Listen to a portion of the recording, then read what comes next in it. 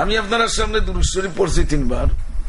দুরূদ শরীফ মসজিদে বাড়িয়ে, মসজিদে, মেহরাবে, মিনারে, মিম্বরে, মাঠে, ময়দানে, দোকানে, ফাটে, ফ্যাক্টরি, মিল ফ্যাক্টরিতে এবং ইন্ডাস্ট্রিজে, যে কোনো জায়গার থেকে দুরূদ শরীফ একবার পড়লে জুড়ে আসতে বইয়া উবাইয়া হুতিয়া ঘুমাইয়া সর্বাবস্থায় একবার পড়লে বুখারী শরীফ, যেটা এই আসমানের নিচে জমিনের উপরে 30 পারা কুরআন শরীফের পরে যে 30 পারা বুখারী শরীফের স্থান, সেই কিতাবের রিওয়ায়াত আছে আল্লাহ রাব্বুল আলামিন একবার দুরূদ শরীফ পড়লে 10 বার আল্লাহ পাকে তার উপরে রহমত নাযিল করেন।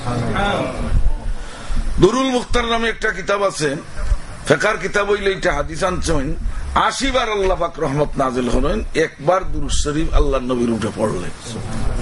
আপনারা শুনছেন এই সমস্ত কিতাবাদির নাম, সিয়াসিত্তার কিতাবাদির মধ্যে নাসাই শরীফের মধ্যে রিওয়ায়াত আছে একবার দুরূদ শরীফ পড়লে 10টা নেকি আমলনামায় লেখা হয়, 10টা গুনাহ আমলনামার থেকে মিটাই দেওয়া হয় এবং 10টা স্টেশন রব্বুল আলামিনের দিকে বুলন্দ হয়। তিরমিজি শরীফের রিওয়ায়াত আছে একবার দুরূদ শরীফ পড়লে আমলনামা 10টা নেকি লেখা হয় এবং 10টা গুনাহ আমলনামার থেকে মিটাইয়া দেওয়া হয়। মুসনাদে আহমদ ইবনে হাম্বলের রিওয়ায়াত আছে 100 বার দুরূদ শরীফ পড়লে আল্লাহ রাব্বুল আলামিন 100টা সমস্যার সমাধান করিয়া দেন। 70টা সমস্যা তার হাসরের দিনের এবং 30টা সমস্যা তার দুনিয়ার জীবনের।